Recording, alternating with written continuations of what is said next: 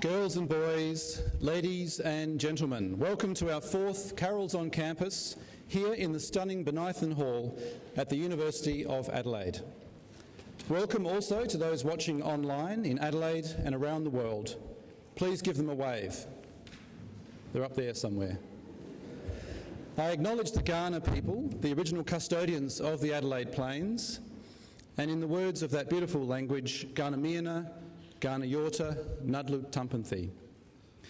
Thank you to once in Royal David City soloist Georgina Gold, and thank you also to our brilliant Carroll's organist Carl Geiger, former student and current staff member. Carols on Campus has become a tradition for the festive season here at the University of Adelaide, our state's sandstone university, the third oldest in the country. Tonight we reflect traditions of universities around the world for celebrating Christmas, including King's College at Cambridge, with a blend of the secular and the sacred. We also reflect the diversity of our own university community, and we have a special emphasis tonight on Australian and indeed Adelaidean themes. It is our tradition that the first reading is by the University of Adelaide's Vice-Chancellor, so please welcome Professor Warren Bebbington to read "Twas the Night Before Christmas."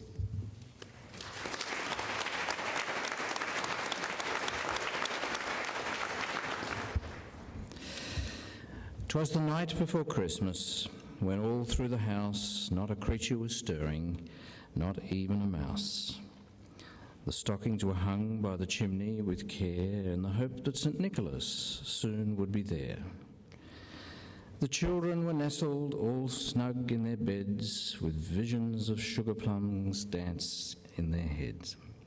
And Mamma in her kerchief and I in my cap had just settled our brains for a long winter's nap, when out on the lawn there arose such a clatter, I sprang from the bed to see what was the matter. Away to the window I flew in like a flash, tore open the shutters, threw open the sash. Now Dasher, now Dancer, now Prancin and Vixen, O Comet, O Cupid, O Donna and Blitzen, to the top of the porch, to the top of the wall, now dash away, dash away, dash away all. And then, in a twinkling, I heard on the roof the prancing and pawing of each little hoof. As I drew in my head and was turning around, down the chimney St. Nicholas came with a bound. He was chubby and plump, a right jolly old elf, and I laughed when I saw him in spite of myself. A wink of his eye and a twist of his head soon gave me to know I had nothing to dread. He sprang to his sleigh, to his team gave a whistle, and away they all flew like the down of a thistle. But I heard him exclaim, ere he drove out of sight, "Happy Christmas to all, and to all a good night."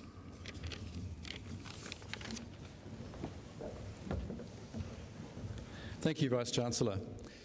Our next carol will be followed by a reading of A Christmas Carol. But first, please stand for the first Noel.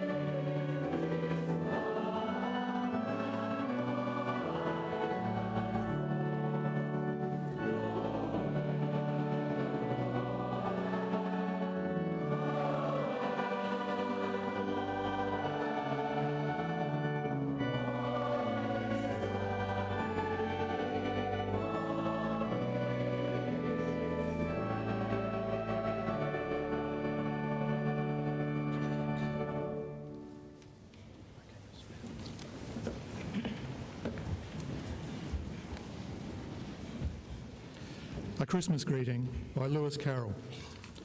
Dear children, at Christmas time a few grave words are not quite out of place, I hope, even at the end of a book of nonsense. And I want to take this opportunity of thanking the thousands of children who have read Alice's Adventures in Wonderland for the kindly interest they have taken in my little dream child.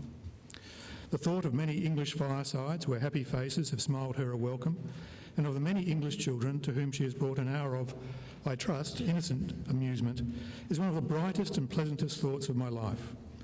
I have a host of young friends already, whose names and whose faces I know, but I cannot help feeling as if, through Alice's adventures, I had made friends with many, many other dear children whose faces I shall never see. To all my little friends, known and unknown, I wish with all my heart a Merry Christmas and a Happy New Year. May God bless you, dear children, and make each Christmastide, as it comes round to you, more bright and beautiful than the last. Bright with the presence of that unseen friend who once on earth blessed little children, and beautiful with memories of a loving life which has sought and found that truest kind of happiness, the only kind that is really worth the having, the happiness of making others happy too. Your affectionate friend, Lewis Carroll, Christmas 1871.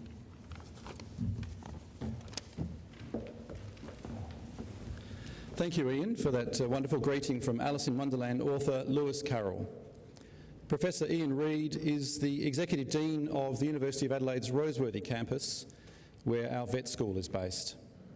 Now, will you please all stand and sing at the top of your voices, We Three Kings.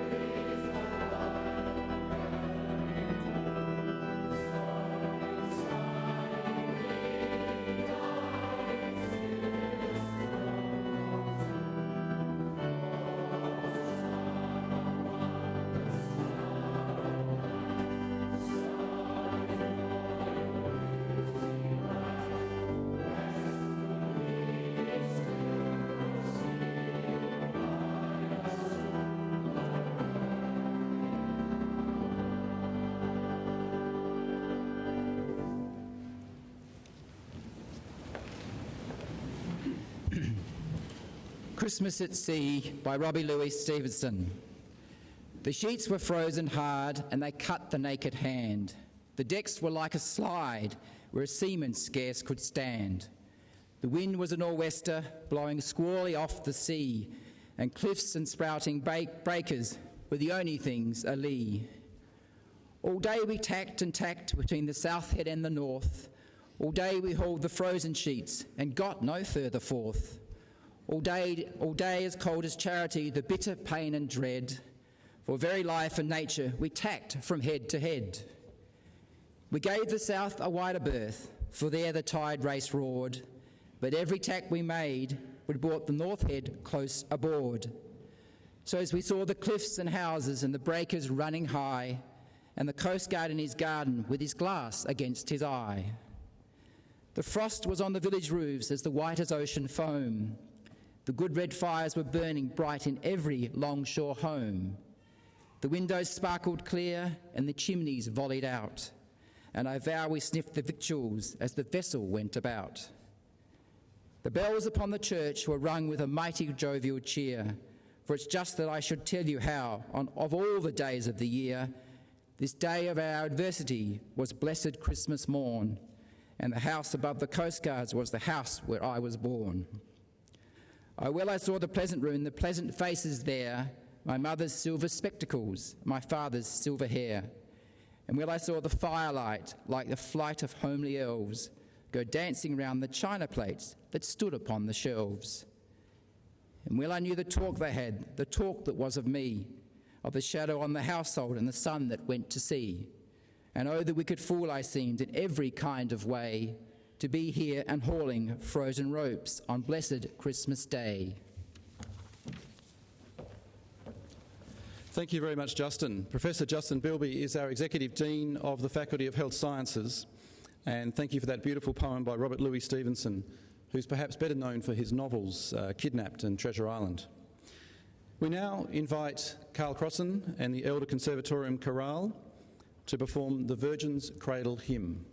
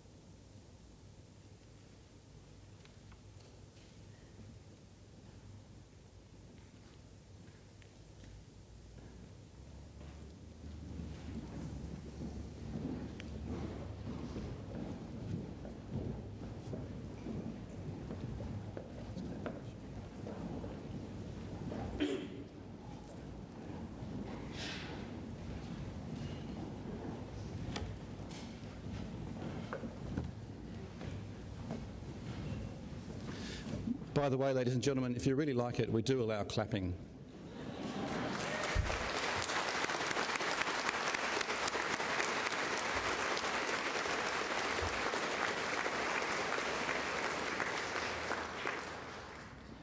One of the highlights of Carols on Campus each year is uncovering a range of readings that relate to the festive season, and particularly those from Australia. And so I'm delighted to introduce Professor Sarah Robertson, Director of the University of Adelaide's Robinson Institute, to read a short excerpt from We of the Never Never, that iconic Australian novel describing life in the Northern Territory outback in 1906, written by Jeannie Gunn. Many of you will be familiar with the book and also the film. It's a glorious snapshot of Australia's early history, and this particular tale recounts the thrill of finding the threepence in the Christmas pudding. Over to Sarah.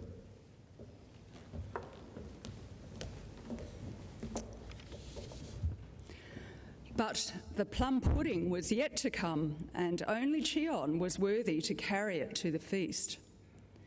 We held our breaths in astonishment, each feeling like the entire Cratchit family rolled into one.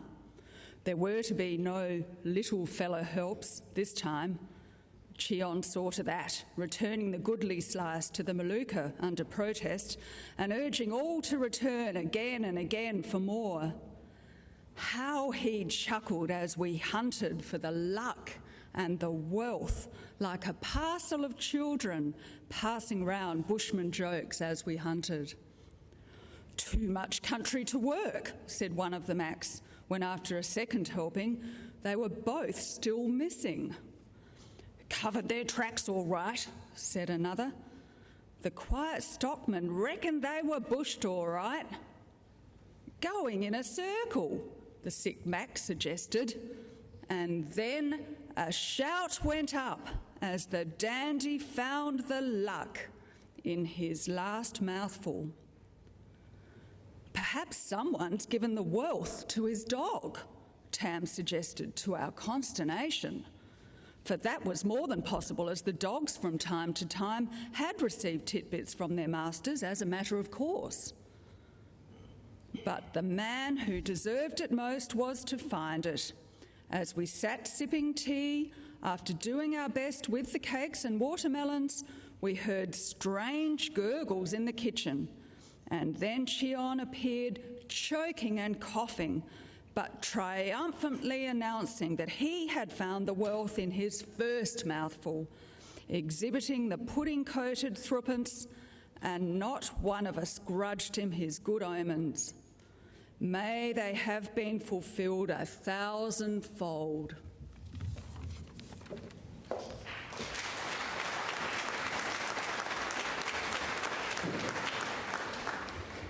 For those that were post-decimal currency, a threepence is 3 pence, which is, I think, 3 cents or thereabouts. We had a bit of a debate about how to actually say it, but I think it is threepence. Our next carol will be followed by a reading of Patrick White's first letter to Santa that he wrote at the age of 6, obviously a Nobel Prize winner in the making. But first, please all stand for Silent Night.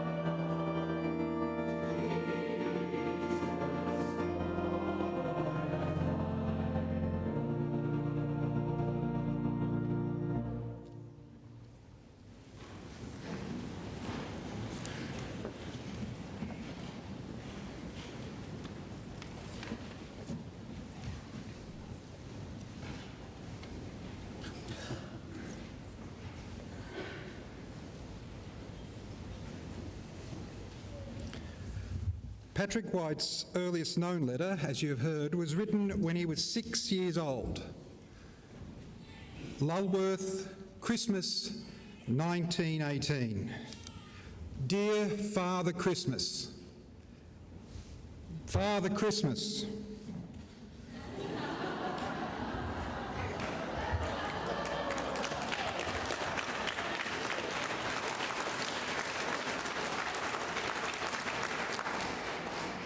Please, will you give me a pistol?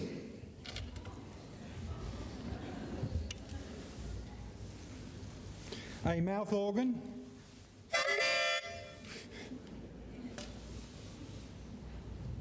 A violin?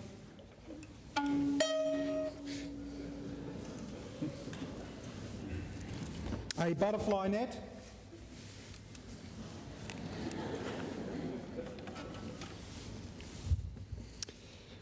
Robinson Crusoe. A History of Australia.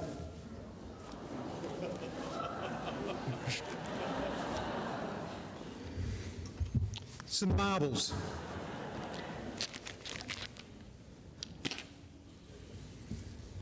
A little mouse, what runs across the room.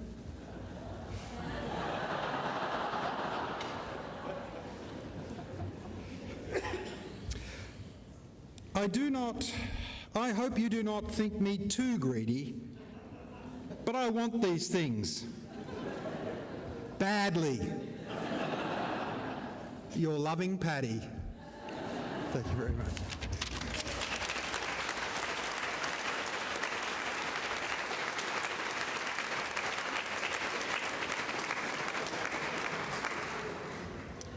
Beautiful, clear prose. Direct to the point, lucid, and so on. Look, when we found that reading, we could only think of one person to read it. Professor John Williams, our Dean of Law.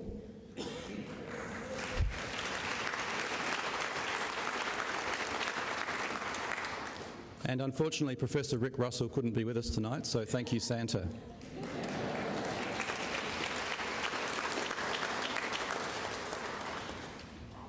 Now, you should be in good voice by now. You should be warmed up. So now please stand for that much-loved carol, O Little Town of Bethlehem. And if you feel so inclined, join in the impressive descant in the last verse, featuring our amazing Elder Conservatorium Choral. Thank you.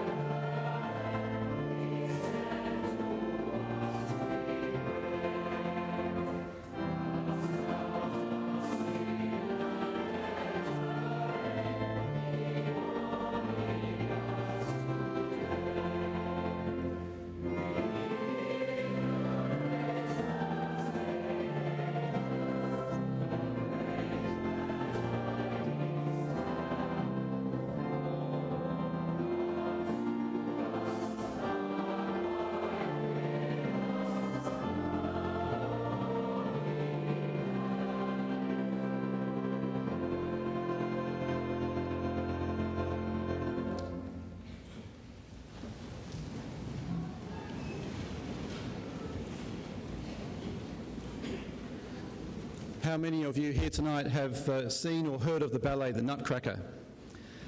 Well, we're about to hear a piece from the story upon which that beautiful ballet, which is so often presented at Christmas time, is based.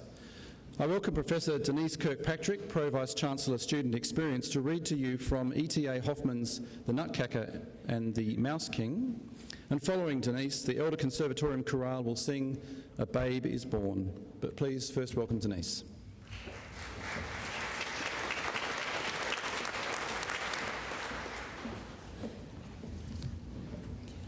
By now, it had grown completely dark.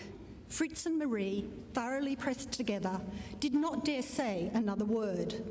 It sounded as if rustling wings encircled them, as if they could catch a very distant and very splendid music. At that moment, they hear a bright, silvery chime. The doors burst open, and the radiance erupting into the large room was so deep that the children cried out, "Ah! Ah!" and they halted on the threshold, petrified. I turn to you, gentle reader or listener, Fritz, Theodore, Ernst, or whatever your name may be, and I picture you vividly at your last Christmas table, which is richly adorned with gorgeous, multicoloured presents. You will envisage how the children halted in silence and with shining eyes. You will then envision how, after a while, Marie cried out with a deep sigh, "Ah, how beautiful!" And Fritz tried out his caprioles, which were very successful. For the children had to have been very devout and well-behaved the entire year, for never had they seen such splendid and such beautiful gifts as this time.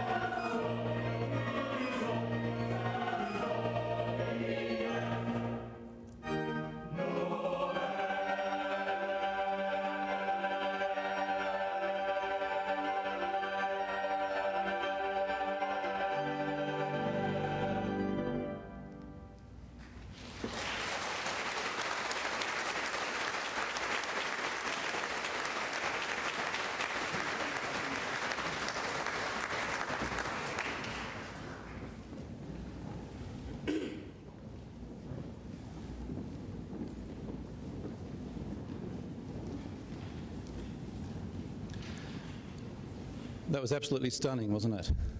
Thank you, Carl. Thank you, choristers, and also thank you to our organist, Carl Geiger. He's just up there, by the way. Wave, Carl.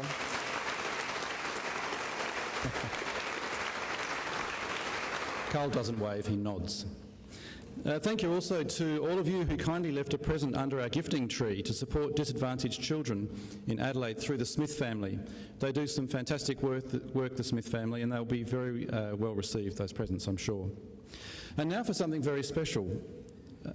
Award-winning novelist Nicholas Jose is also our Professor of English and Creative Writing, and he's chosen to read a poem to share with you tonight. It's by Paul Kelly, whom most of us think of as a great Australian singer-songwriter, of course originally from Adelaide. He is also, in fact, an astonishing writer. How to Make Gravy has been often performed through music, but Nick will share the story in full through Paul Kelly's original poem. Welcome, Nick.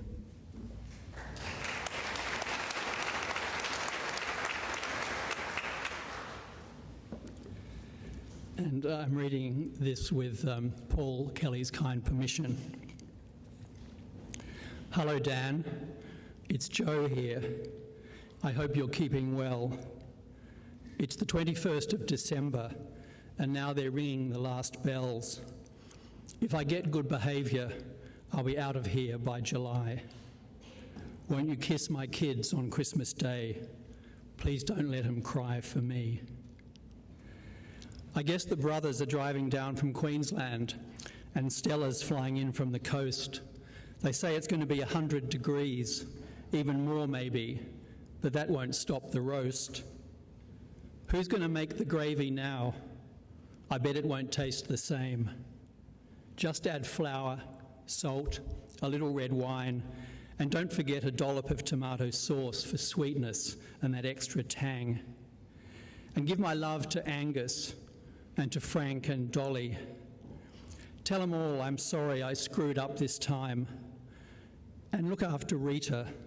I'll be thinking of her early Christmas morning when I'm standing in line. I hear Mary's got a new boyfriend. I hope he can hold his own. Do you remember the last one? What was his name again? What was his problem? He never did get Nina Simone. And Roger. You know, I'm even going to miss Roger, because there's sure as hell no one in here I want to fight. Oh, praise the baby Jesus. Have a Merry Christmas. I'm really going to miss it, all the treasure and the trash. And later in the evening, I can just imagine you'll put on Junior Mervyn and push the tables back, and you'll dance with Rita. I know you really like her. Just don't hold her too close. Oh, brother, please don't stab me in the back. I didn't mean to say that. It's just my mind. It plays up, multiplies each matter, turns imagination into fact. You know I love her badly. She's the one to save me. I'm going to make some gravy. I'm going to taste the fat. Tell her that I'm sorry. Yeah, I love her badly. Tell them all I'm sorry. And kiss the sleepy children for me. You know, one of these days, I'll be making gravy. I'll be making plenty. I'm going to pay them all back.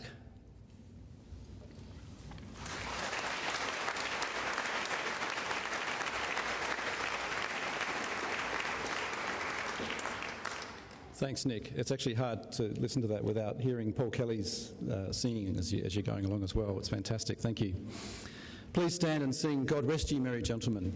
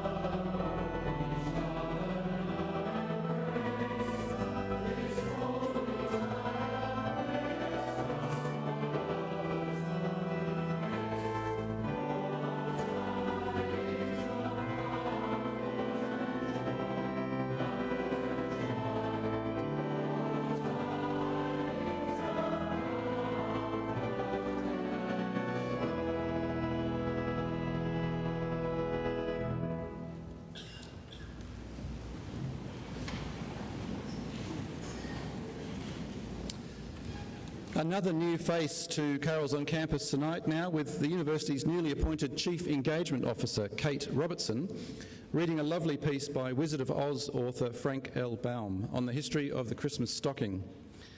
This is Kate's first Christmas in Australia, and indeed Adelaide, having moved here with her family from the UK, including her husband and 2 young boys who are in the audience with us tonight. Please welcome Kate.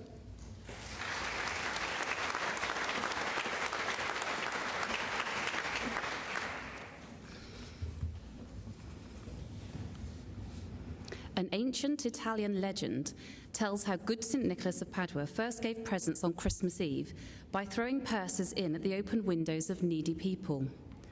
Purses in those days were knitted of yarn and tied with strings at the open ends. They were not unlike stockings, except that they had no feet. People began to hang these long, empty purses of yarn on their windowsills on Christmas Eve so that St. Nicholas, as he passed by, could put money into them.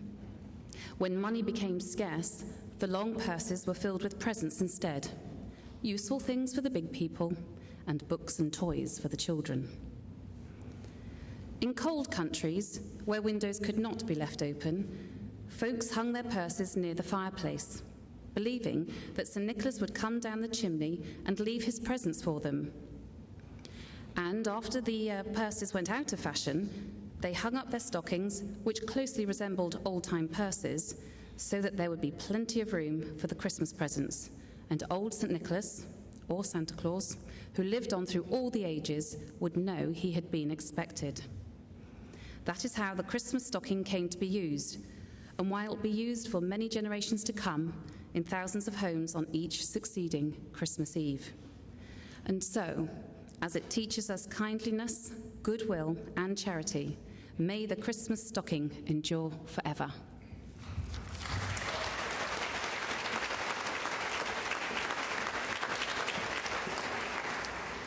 Thank you, Kate. And now for the goosebumps moment of the evening. I welcome Associate Professor Carl Crossan, Director of the Elder Conservatorium of Music, and his Choral back for their final performance this evening, featuring soloists Kate Price, Grace Joyce, Rachel Brewer-Jones and Phoebe Payne with O Holy Night.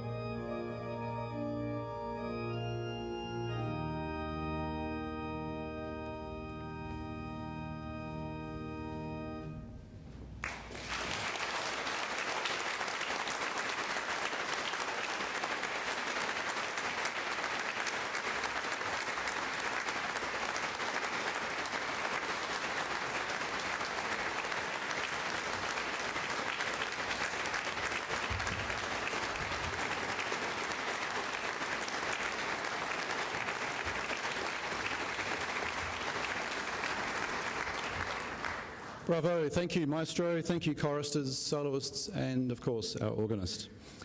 We're incredibly fortunate to have such extraordinary musical talent here at the University of Adelaide, and it's wonderful when you share it with us here in this beautiful great hall.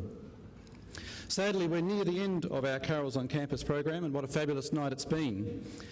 But before we finish, I wanted to share with you my own musings on Christmas. Each year I sit here listening to readings from across the world, from across the centuries and across cultures. And it's made me reflect on Christmas in Adelaide, permanent home to many of us, and home away from home to many others, including our international students. So I've written a piece for you tonight called Christmas in Adelaide.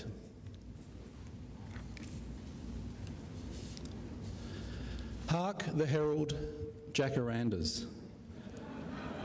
Their purple pageantry paves the way for Christmas in Adelaide, that most carefully choreographed season full of good cheer, coming ready or not. The days get longer, the advertiser thinner,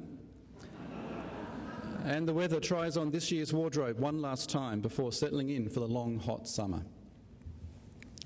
O come all ye faithful, but for heaven's sake be careful. Apparently Christmas in Adelaide is immensely dangerous. Swim between the flags, slip, slop, slap, stranger danger, and your personal favourite, don't get water up your nose. Oh Christmas tree, it's time to decorate the snow-fringed nylon pine retrieved from the shed and spray ice frosting on the windows of your sweltering lounge room. You wonder whether Jesus ever saw snow. You're dreaming of a white Christmas, but baby, there's rain forecast. How can God not know tomorrow is Christmas Day? Each year on Christmas Eve, you're intrigued by time zones, and especially that great arbitrary concept, the international date line. What if your bedroom lay across that line? And your brother slept on one side, and you on the other? Joy to the world, the Lord has come, and also presents. You discover years later that each family has its own adaptation of Christmas procedure. Presents left under the tree, in a stocking, at the foot of the bed, opened the night before, when you wake up. Everyone opening their presents at the same time, one person at a time, with wrapping torn off, pressed flat, or crumpled into a ball and hit 6 and out. Each family variation is sternly enforced by the oldest and youngest generations present, as individual as snowflakes. On the first day of Christmas, when the last present is opened and thank you kiss planted, you burst out the front door and take just what you've always wanted to show it to the world. You look to the sky and realise in wonder that this most personal of moments will be transacted 1,000,000 times over in a sequence across the globe following the sun. On the 12th day of Christmas, your true love gives to you half a lifetime of memories, as you find yourself suddenly grown up with children of your own. You look again to the unending sky. While this fractal moment unfurls in Adelaide, you fear the further into the infinite you could go, the less it might all mean. But you decide you really, really like it down here. Christmas in Adelaide, perhaps no more or less than anywhere else, but nonetheless yours. And that's something, you think. And for that, you give thanks.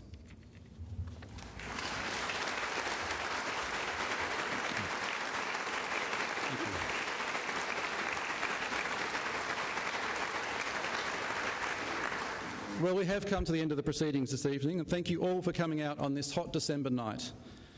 Thank you to our readers.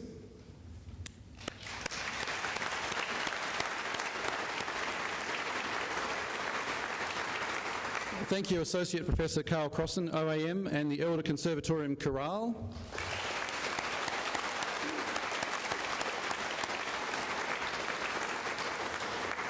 Thank you to our wonderful soloists, Georgina Gold, Kate Price, Grace Joyce, Rachel Brewer-Jones, and Phoebe Payne.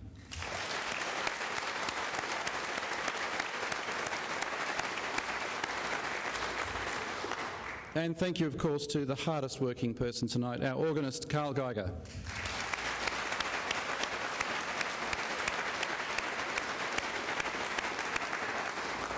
And please also join with me in thanking Kate Husband for conceiving of and producing this whole event over the last 4 years. A round of applause, please.